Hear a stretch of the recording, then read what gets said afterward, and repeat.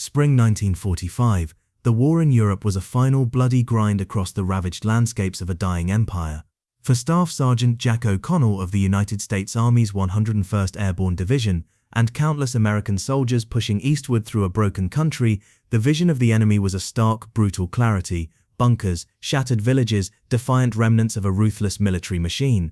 Their focus was military resistance, the grim work of closing in on the heart of a defeated foe.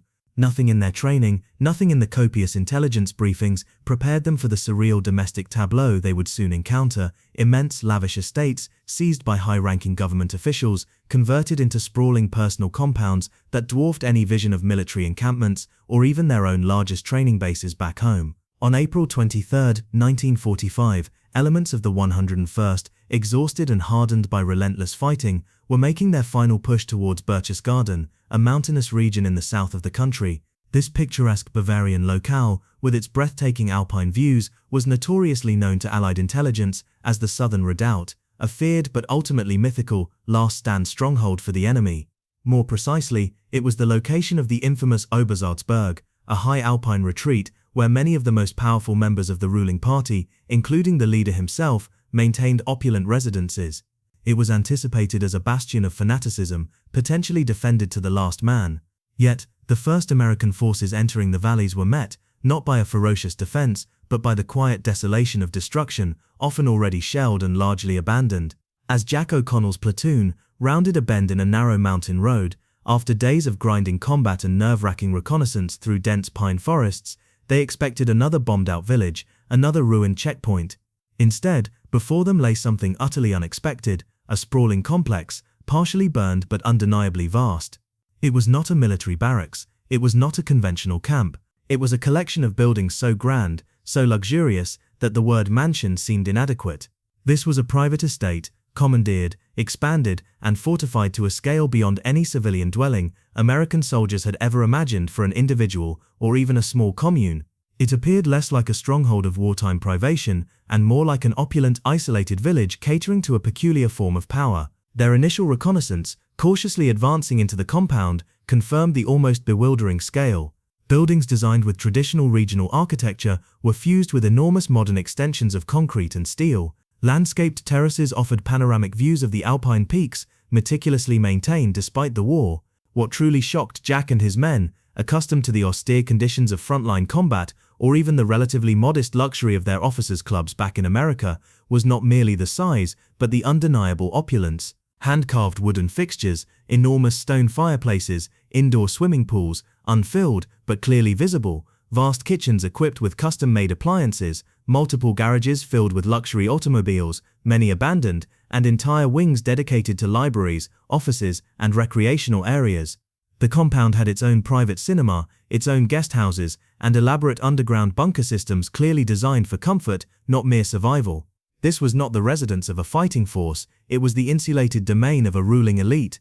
The sheer scale led to immediate, almost comical confusion. Private Frank Miller, a young soldier from Chicago, gasped, "What in God's name is this, Sergeant? Is this a hotel? It's bigger than our whole training camp in Georgia." Sergeant O'Connell, a seasoned veteran of tough street fighting in European towns, could only shake his head. "No hotel I ever saw, Miller. This looks more like someone's private city." The terminology used by intelligence had simply not prepared them for this kind of reality. They had been told of a lair, a fortress, a redoubt. What they found was a retreat of unprecedented personal luxury, fortified with serious military defenses, yet clearly designed for comfort and prestige more than pure function. This particular compound was not an isolated incident. As Allied forces swept through the crumbling structure, from the battle-scarred Rhine to the Bohemian forest, similar patterns emerged. These vast estates, meticulously commandeered and often dramatically expanded, dotted the countryside, particularly in scenic areas away from major industrial targets. They belonged to individuals like Hermann Goering, with his infamous Karinhall hunting estate in the forests outside Berlin, Heinrich Himmler, whose various command posts doubled as rural manors, and other high-ranking officials. They were camps, in the sense that they contained living quarters and amenities for a significant number of people, officials, staff, guards, but they defied any military definition of the word for Americans who understood camps as temporary, utilitarian structures, like tent cities or prisoner enclosures. For Americans, the term camp resonated with basic temporary shelters, or more ominously, with concentration camps for enemies. This kind of scale and luxury, used for individuals, was bewildering. The core of the American shock stemmed from several cultural and strategic points of reference. First, the American military culture, even for its most senior officers, emphasized a utilitarian approach to command posts and residences during wartime. General Dwight D. Eisenhower, Supreme Allied Commander, famously operated from relatively Spartan mobile headquarters or small commandeered civilian houses. His needs, and those of his staff, were primarily functional: communications, maps, strategy rooms. While there was always an implicit difference in comfort levels between senior officers and enlisted men, American military tradition did not countenance vast, private estates built or expanded at the nation's expense in the midst of a global conflict that demanded immense national sacrifice. The average American general's quarters would be a modest villa. These German properties were veritable principalities. Second, the American public narrative of wartime sacrifice emphasized shared burden. Civilians back home endured rationing, strict blackouts, and families often worked long hours in factories or farms. The wealth of prominent American industrialists, while vast, was mostly channeled into war production, and overt displays of lavish consumption were widely condemned as unpatriotic. The idea that leading officials in the nation's military command were living in such grandeur while their populace suffered and their soldiers died felt deeply alien and profoundly immoral. To American eyes, conditioned by decades of democratic principles, even imperfectly applied, such disparity was inherently offensive and unrepresentative of wartime leadership. Third, and perhaps most significant, was the almost visceral cognitive dissonance these compounds presented against the rapidly unfolding revelations about the enemy's atrocities. As American troops pushed deeper, they had already begun liberating labor and prison camps, finding malnourished populations, forced labor installations, and the early horrifying evidence of the planned mass murder that the government had orchestrated. This made the sheer scale of the high-ranking officials' personal luxury profoundly sickening. How could people responsible for such industrial-scale suffering reside in such indulgent splendor? It fundamentally redefined for many American soldiers what kind of enemy they had truly been fighting. Not just a ruthless military, but a morally depraved elite operating in a sphere of grotesque personal entitlement. The architecture itself amplified the shock. American engineers and urban planners, accustomed to cities built with modern, often grid-like efficiency, found themselves navigating countrysides dotted with these colossal structures.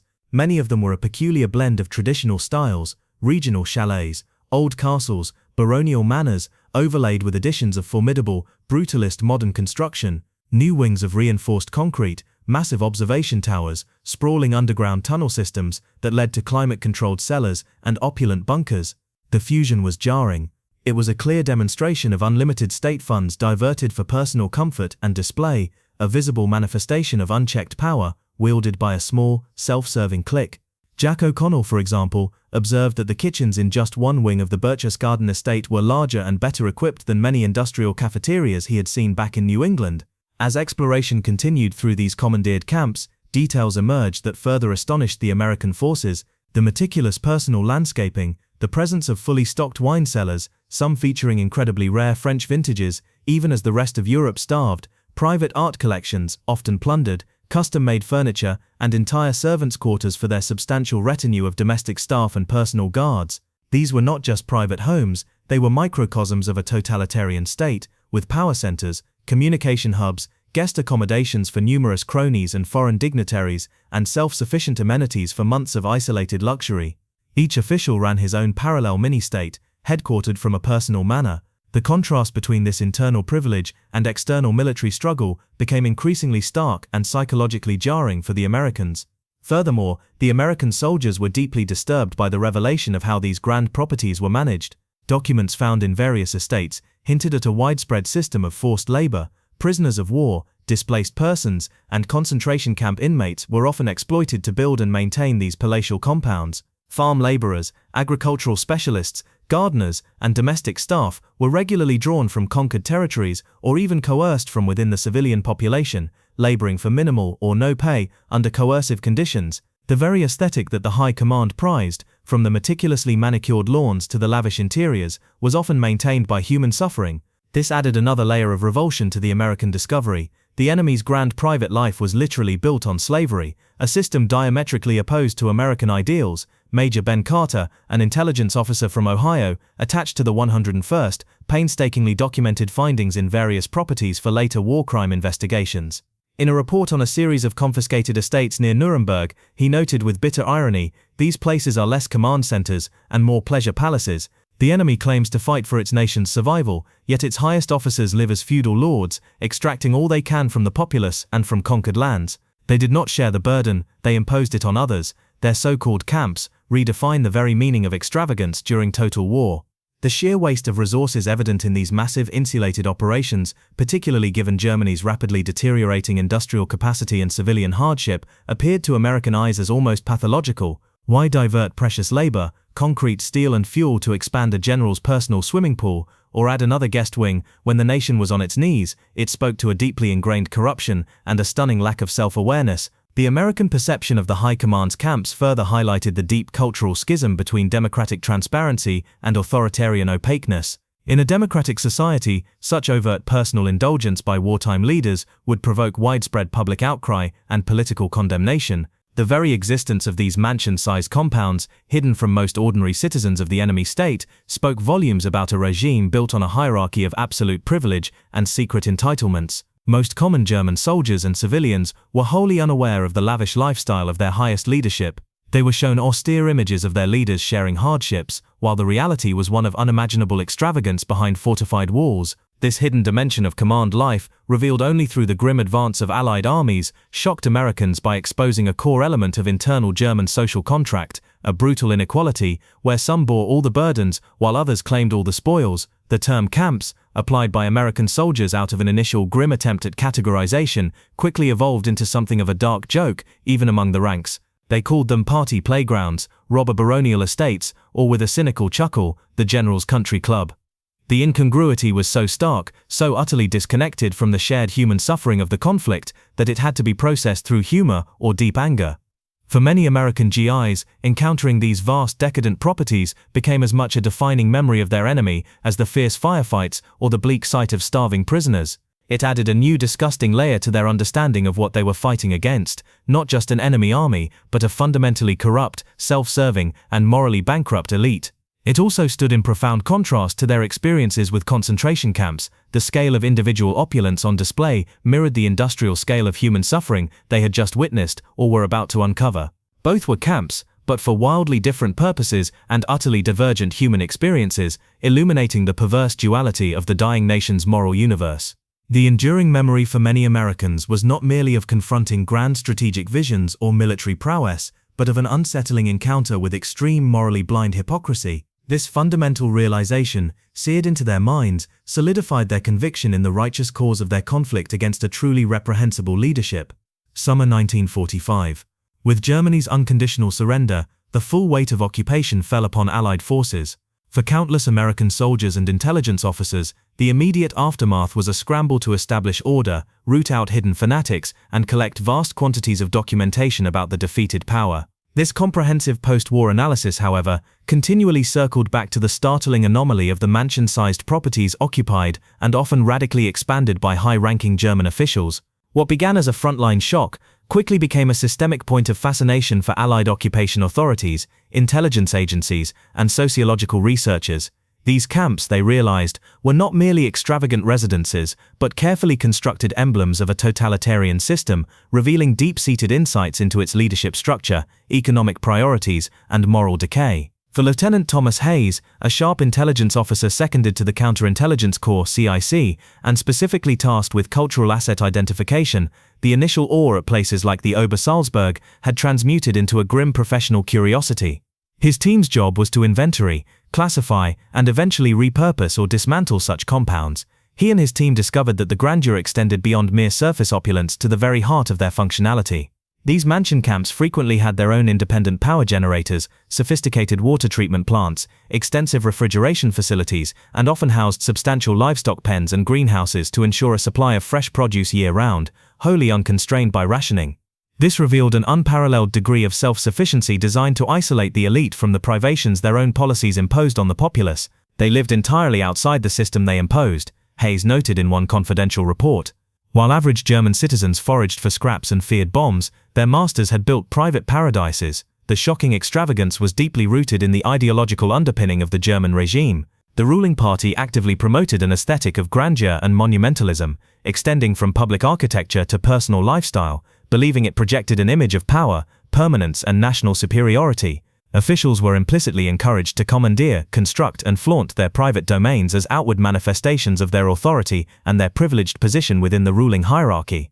Hermann Göring's hunting estate, Karinhall, famously expanded with countless extensions, a personal cinema, lavish art galleries, filled with looted treasures, a fully functioning indoor firing range, and a bizarre lion house for his exotic pets, became a legendary symbol of this unchecked avarice. Each new wing or extravagant addition served as a potent display of rank, loyalty, and access to an increasingly scarce pool of national resources, making these properties, in essence, status symbols writ large in brick and stone. The vast economic disparities between these elite camps and the suffering populace became a key point of post-war analysis. Economists within the Allied occupation government calculated the immense diversions of material and human resources that had gone into maintaining and expanding these estates. Construction materials, steel, cement, timber, often requisitioned from the devastated infrastructure of occupied nations or diverted from urgent national reconstruction projects, were funneled into private compounds. Skilled craftsmen, engineers, landscape artists, and domestic staff, desperately needed elsewhere in the wartime economy or for the war effort itself, found themselves effectively press-ganged into maintaining these elaborate enclaves. It represented an astonishing misallocation of national wealth, observed financial analyst Dorothy Allen in an economic assessment for the military government. This wasn't just individual greed, it was a systemic expression of the ruling party's inverted priorities, where elite comfort overshadowed national strategic needs or civilian welfare.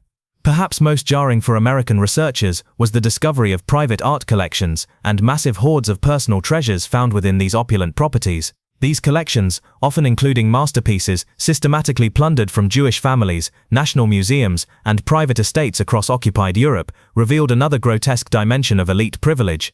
Göring's Karinhall alone housed hundreds of pieces of irreplaceable art, stolen from galleries in France, the Netherlands, and Belgium.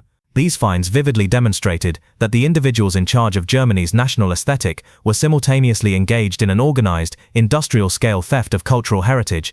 It painted a picture of deeply cynical leadership that preached self-sacrifice to the masses while personally indulging in systematic larceny on an unprecedented scale.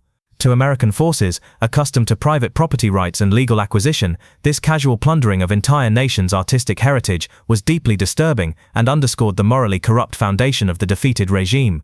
The internal structure and functioning of these sprawling German elite camps offered Allied sociologists and political scientists an unprecedented look into the practical mechanics of authoritarian microstates.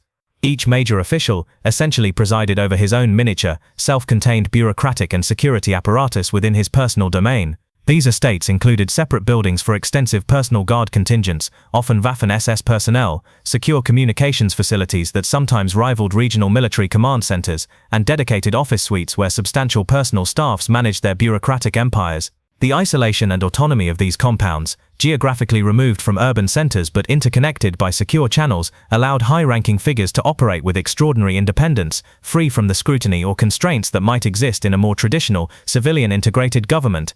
This decentralized system of private power, rooted in the security of their personal, mansion-sized camps, gave officials an unchecked ability to dictate policy and wield authority with minimal oversight. Comparing these German elite camps to Allied counterparts, the stark cultural and political differences became profoundly evident. While American wartime leaders also enjoyed some level of executive privilege and comfort, the concept of lavish, isolated private compounds built at public expense for personal gratification during a national crisis was fundamentally alien and politically unthinkable in the United States. Congressional oversight, a relatively free press, and a democratic ethos of shared national sacrifice would have immediately exposed and condemned such excess. The most high-ranking American military figures, like Generals Omar Bradley or George Patton, maintained pragmatic functional quarters close to the front. Even the presidential retreat, Camp David, then known as Shangri-La, was a relatively rustic and modest complex, primarily for focused work and short, discreet breaks, never a symbol of personal aristocratic display or endless personal expansion at the nation's expense. The visual evidence presented by the discovered German mansion camps underscored to the Americans the fundamental corruption inherent in an unchecked totalitarian system where accountability evaporated for the powerful. For American servicemen and civilians reading about these discoveries in their newspapers, once censorship eased, the reports solidified a particular particular, visceral understanding of the enemy's true nature. They had been fighting against not just an evil ideology, but a system of profound and self-serving hypocrisy.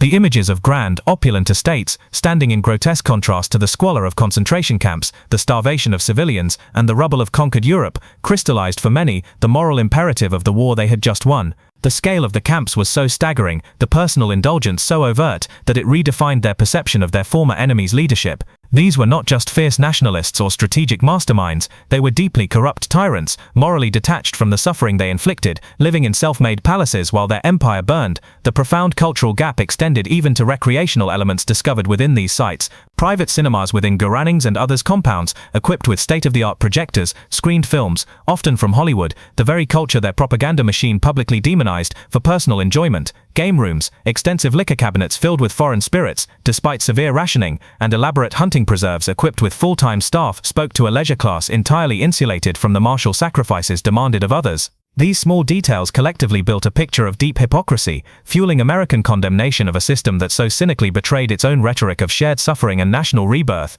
Lieutenant Hayes often summarized this by remarking, "They spoke of blood and soil, but they lived in silk and stone." The investigations continued for months after the war, peeling back layers of deception and hidden extravagance. Property deeds, financial records, requisition orders, all meticulously catalogued by American occupation authorities, painted an undeniable picture of state-sanctioned personal aggrandizement. These documents revealed how officials manipulated the wartime economy to their own benefit, diverting construction supplies, luxury goods, and labor. The scale of these private empires contributed significantly to Allied discussions on how to dismantle the lingering power structures of the defeated nation, reinforcing the necessity of strict denazification programs and land redistribution to prevent the re-emergence of such concentrated corrupt power bases. The lesson was clear: unchecked power, even in the name of national revival, inexorably leads to personal excess on a shocking scale, particularly when masked by an ethos of communal sacrifice from a complicit, uninformed populace. This systematic uncovering of the true scale and purpose of the Mansion camps provided American leaders with crucial, undeniable evidence of the corruption at the very pinnacle of the former ruling party.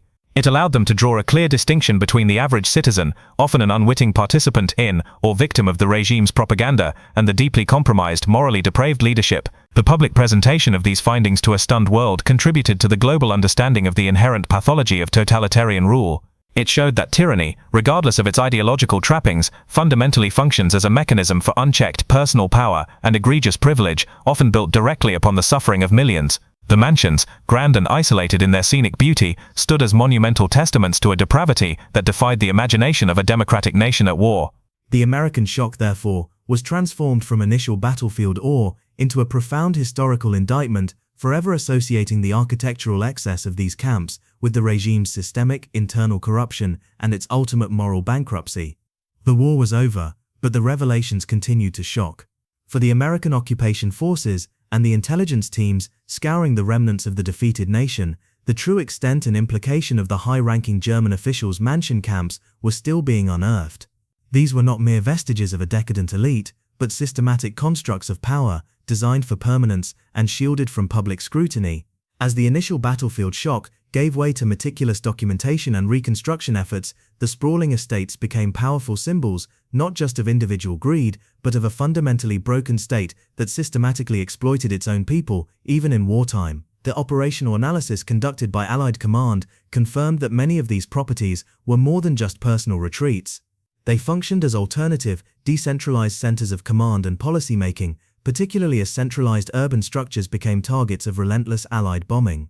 Hermann Göring's Karinhall, for instance, evolved from a hunting lodge into a sprawling administrative and command hub for the Air Force, equipped with elaborate communication networks, meeting facilities, and secure accommodations for numerous staff. Heinrich Himmler's various estates, particularly around Wewelsburg Castle, doubled as centers for the notorious Protection Force's ideological indoctrination and planning, complete with libraries dedicated to pseudo-scientific racial studies and private interrogation cells. These were states within a state, where personal fiat was exercised without direct oversight, shielded from any external accountability by vast grounds and devoted personal guard contingents. The enduring visual and cultural impact on the American soldiers who encountered these camps was profound. Sergeant Jack O'Connell, by then part of an occupation detachment in southern Bavaria, reflected on the sheer psychological dissonance of encountering a nation so adept at engineering destruction, yet so utterly consumed by the internal construction of personal luxury for its leaders. "We fought through unimaginable ruins, saw suffering no one should have to see, only to find their generals living like ancient emperors, walled off in opulence," he remarked in a post-service interview in 1948. This observation, echoed by countless veterans, shaped a pervasive American perception of German wartime leadership as fundamentally corrupt and profoundly detached from the sacrifices they demanded of others. It also inadvertently helped separate the narrative of a fanatical regime from that of its populace, facilitating post-war reconciliation. One of the most striking discoveries, further solidifying the image of grotesque excess, involved the elaborate wine cellars and food stockpiles found in these properties. Unlike official civilian and military reserves, which were critically depleted or allocated to fighting forces, these personal hoards were immense and eclectic.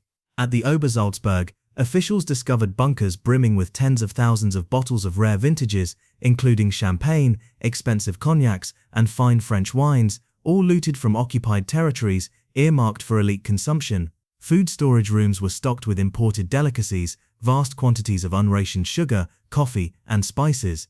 This level of deliberate sequestered abundance served as a brutal, tangible manifestation of the High Command's moral compass. It underscored that they actively, consciously chose personal gratification over national need, ensuring their own insulation from the starvation they propagated elsewhere. To the Americans, for whom even generals had endured rationed coffee, this was an almost incomprehensible level of avarice and disregard. The revelations surrounding the forced labor used in these compounds grew increasingly detailed and horrifying. Investigative journalists and Allied officials found overwhelming evidence that concentration camp prisoners, forced foreign laborers, and Allied prisoners of war were systematically used not just in German factories, but in the construction, maintenance, and domestic service of these private estates. Reports compiled by American legal teams preparing for subsequent war crime trials revealed testimonials from survivors forced to lay flagstones, cultivate extensive gardens, perform domestic duties, or expand underground bunkers under brutal conditions, often in full view of their powerful masters. This direct linkage between the visible opulence of the estates and the invisible suffering of slave labor cemented for Americans the fundamentally criminal nature of the leadership, a realization that transformed the initial shock into righteous moral outrage. These properties were not merely lavish, they were sites of systemic human exploitation. The comparison with the stark simplicity and transparency of American wartime leadership's accommodations provided a compelling ideological contrast. President Franklin D. Roosevelt's personal retreat at Warm Springs, Georgia, known as the Little White House, was deliberately Spartan. Even his cabin there was modest by contemporary standards, a point often underscored in American propaganda about shared national sacrifice. Winston Churchill's bunker under Whitehall was cramped and functional. Even high-ranking military officers lived in efficiency rather than extravagance, reflecting democratic values of accountability and collective burden sharing. The exposure of the mansion-sized German camps, therefore, became a powerful ideological weapon in the Allied arsenal after the war. It was used in post-war educational programs in Germany and internationally to illustrate the profound moral gulf between totalitarian greed and democratic responsibility, aiming to demonstrate the inherently corrupt nature of unchecked power. This period of discovery fundamentally altered American strategic thinking and post-war planning regarding Germany. The findings reinforced the need for comprehensive denazification, not just to punish individuals, but to dismantle the entire system of corruption and elite privilege that enabled such excess.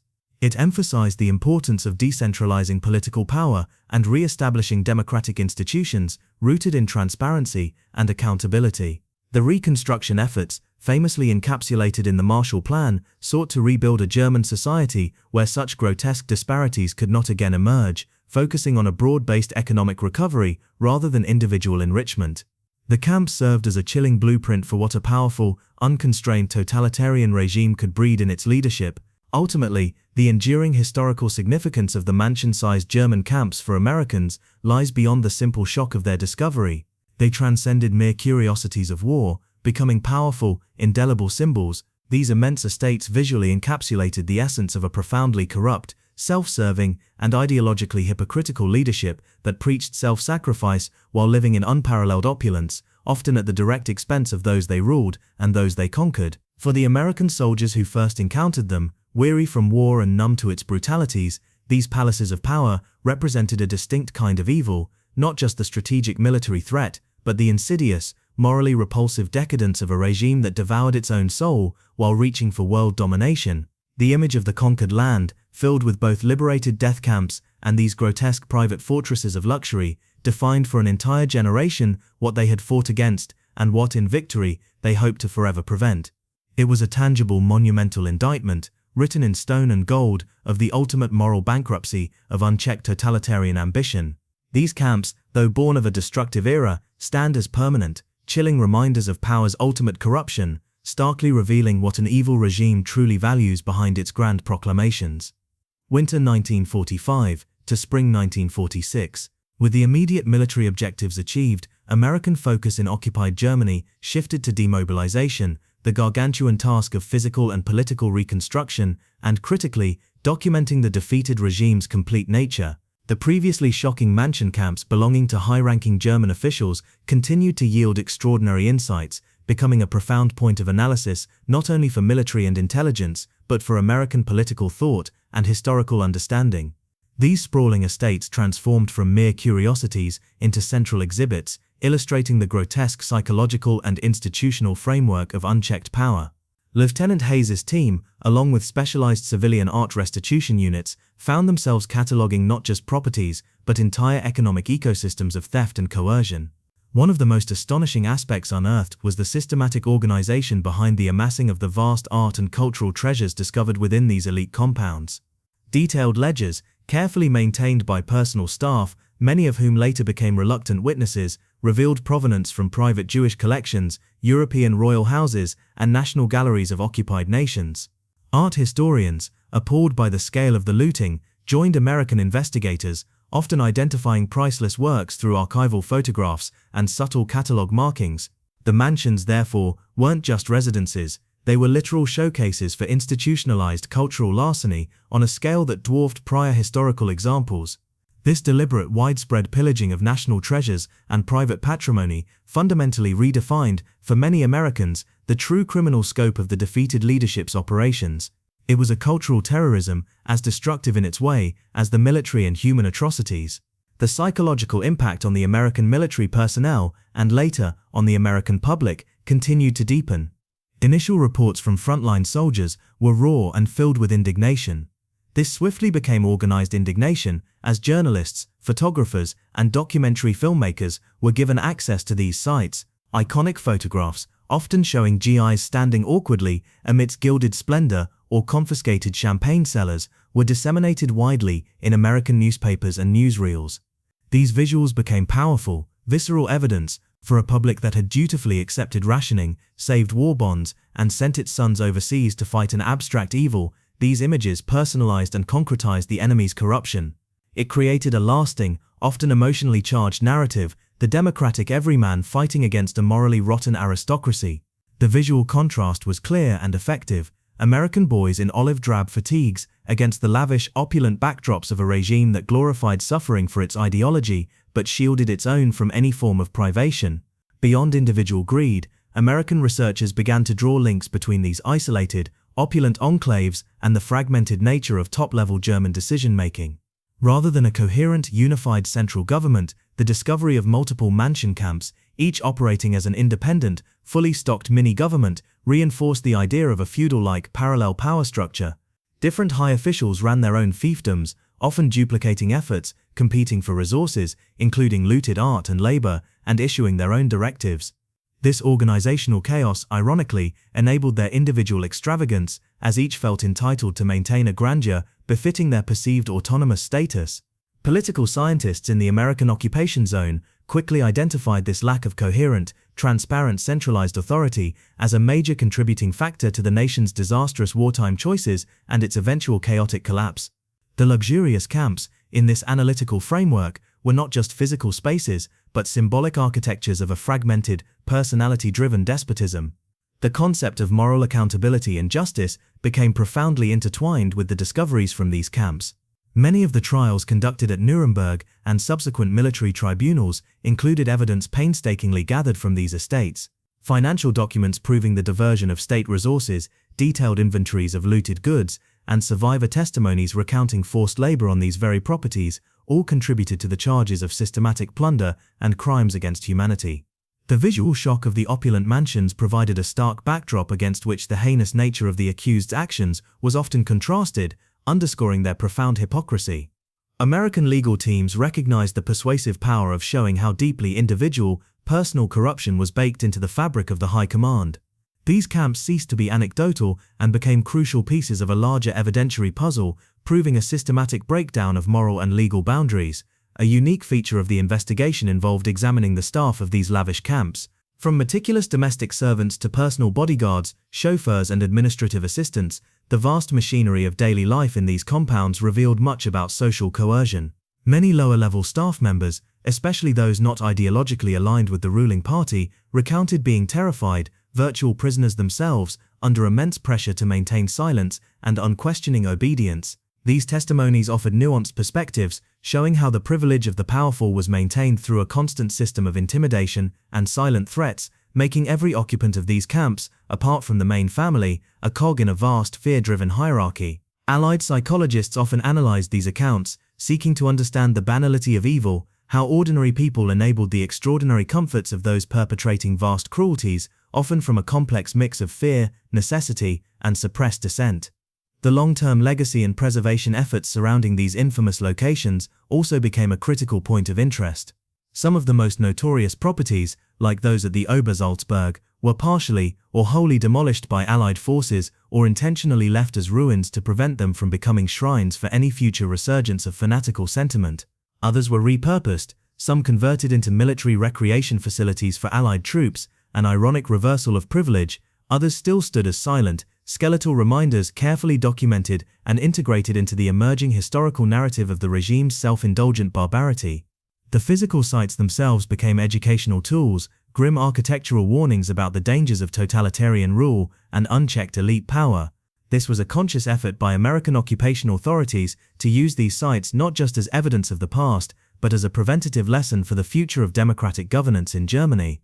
The deep understanding gained from dissecting these German elite camps profoundly influenced American perceptions of post-war German society and the path to rehabilitation. Recognizing the vast disparity between the ruling party elite and the general population, Allied policies often aimed to rebuild civil society from the ground up, empowering ordinary citizens and fostering democratic values.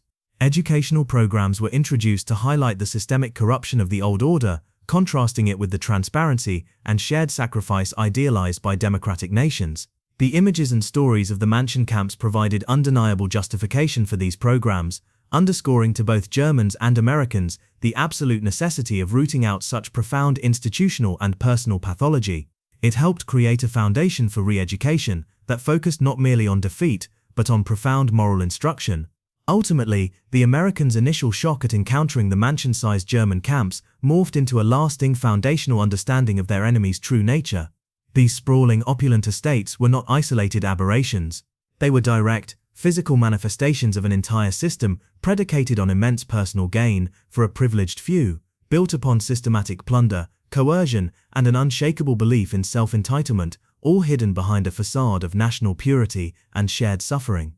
They stood as grotesque, enduring monuments to moral decay, challenging every American expectation of wartime leadership and leaving an indelible mark on how the world would come to understand the internal architecture of totalitarian evil. These camps, larger than any barracks and more luxurious than any hotel, symbolized a deeper, more insidious battle for the soul of a nation, forever contrasting the purported sacrifices with the unspoken, unimaginable indulgences of a monstrous leadership. They are still today silent, eloquent witnesses to the dark truth of absolute power, reminding generations that such ambition often blossoms not just in battlefields, but in secluded, mansion-sized havens of privilege. With the immediate post-surrender chaos giving way to the grinding work of establishing civil governance, the American forces of occupation continued their meticulous examination of the defeated German state. The saga of the high-ranking officials' mansion-sized compounds, once a point of battlefield astonishment, had evolved into a comprehensive case study. These lavish camps were increasingly recognized as crucial pieces of a larger puzzle, shedding light not just on personal corruption, but on the profound pathologies inherent in a system where absolute power met a perverse, pseudo-aristocratic ambition. For American urban planners and historians of social structures, the phenomenon of these mansion compounds provided a fascinating, if disturbing, blueprint of a parallel society of elites. They recognized that these were not random clusters of wealthy homes, but consciously chosen and expanded zones of insulation, often located in aesthetically pleasing, remote rural areas like the mountains of Bavaria or secluded forest lands. These compounds deliberately removed their inhabitants from the visible ravages of war. This physical distance mirrored a deep psychological and moral detachment from the suffering populace. These elites, who championed self-sufficiency and austerity for others, engineered for themselves perfect ecosystems of abundance and security, where fresh produce flowed from their private gardens and fresh game from their private forests, all cultivated and protected by a captive workforce. A critical point of investigation was the relationship between these opulent residences and the network of forced labor camps. American labor specialists, examining confiscated ledgers and production records, established undeniable patterns. Numerous forced labor battalions, made up of Soviet prisoners of war, Polish and French forced laborers, and inmates from early concentration camp satellite units, were explicitly requisitioned for work details at these high official estates. This meant the manicured lawns, the private swimming pools, the extensive bunker systems, and the pristine domestic quarters were literally built, cleaned, and maintained on the backs of slave labor. This direct, indisputable link shattered any lingering notion that the atrocities were solely confined to the officially designated concentration camps for external enemies. Instead, it exposed the system of human exploitation as woven into the very fabric of elite daily life, illustrating a terrifying casualness of cruelty. It was a domestic system of atrocity, shocking in its proximity and its mundane integration. The revelations significantly impacted American post-war Reconstruction policies and public diplomacy. In an effort to democratize and rebuild a functional German state, Allied occupation authorities systematically seized these elite compounds. Many were repurposed into public hospitals, schools, or recreational centers for German citizens, symbolically reversing the historical privilege. Others, particularly those tied directly to war crimes or severe abuses, were dismantled or deliberately left in ruins to prevent future glorification. Newsreels showcasing the destruction or conversion of these layers of the dictators were widely screened in both Germany and America. This served a dual purpose. It offered symbolic justice to a suffering German population and reinforced for Americans the clear moral victory they had achieved over a corrupt elite. The act of tearing down a guard tower at an official's personal compound carried almost as much symbolic weight as tearing down the official buildings in Berlin. The sociological findings from studying the lives within these compounds illuminated much about the psychology of authoritarian power. American psychologists, interviewing former personal staff, domestic workers and guards, often after weeks of intensive vetting for their own wartime roles, developed intricate profiles. These profiles showed an elite not necessarily composed of simple madmen, but of individuals whose self-reinforcing privilege had profoundly warped their sense of reality and moral responsibility. Shielded from consequence, surrounded by stolen wealth and sycophantic entourings, they developed a profound disengagement from the human costs of their policies. The opulent camps became not just a dwelling, but a self-enclosed reality bubble, fostering extreme narcissism and an unwavering belief in their own righteous entitlement, immune to any suffering outside their manicured hedges. This research offered invaluable insights into the inherent dangers of unchecked, isolated power. Perhaps one of the most lasting, though less publicized shocks for American legal and administrative experts involved the intricate system of illicit resource allocation and embezzlement that facilitated the maintenance of these massive personal estates.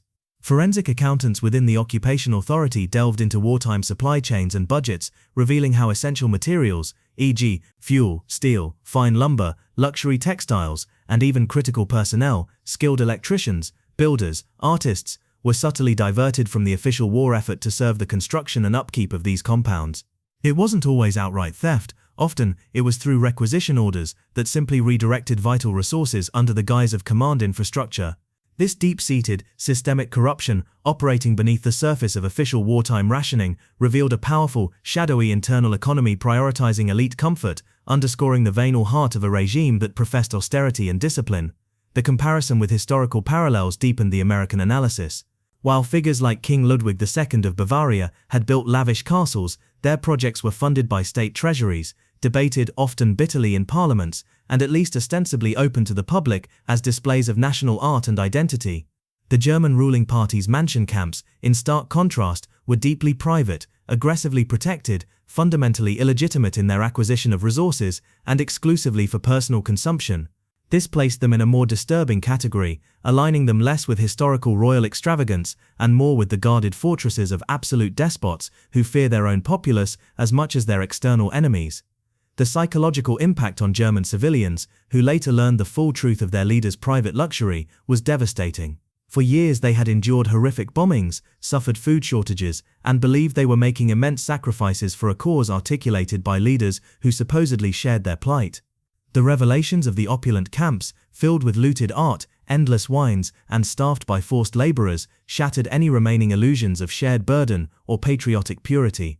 This contributed significantly to the profound sense of betrayal and disillusionment that gripped German society in the immediate post-war years, necessitating a long, difficult process of societal introspection and the forging of new democratic principles based on transparency and equality. The mansion camps became powerful, permanent counter-narratives to all the regime's wartime propaganda. Today, many of these former mansion camps, whether partially preserved, subtly repurposed, or merely marked by informative historical plaques, continue to serve as somber educational sites. Their immense scale and preserved traces of former opulence stand as physical reminders not just of the war, but of the particular depravities that accompany totalitarian rule. The initial shock felt by American soldiers confronting these architectural monstrosities quickly transcended mere surprise. It laid bare a crucial dimension of the enemy's true moral and political essence. It was a physical manifestation of monumental corruption, a self-serving decadence built directly on systematic terror and exploitation. The mansion-sized German camps, conceived in an era of terrifying ambition, are now grim monuments to the staggering hypocrisy of unchecked power, serving as an eternal testament that an enemy's ultimate evil is not only found on battlefields or in death camps, but often in the luxurious, self-isolated comfort of its morally bankrupt elite. This shocking realization became an enduring lesson for America and the world, etched into stone and the collective historical memory. True villainy, even when pursuing a perverse national destiny, first builds itself a private palace.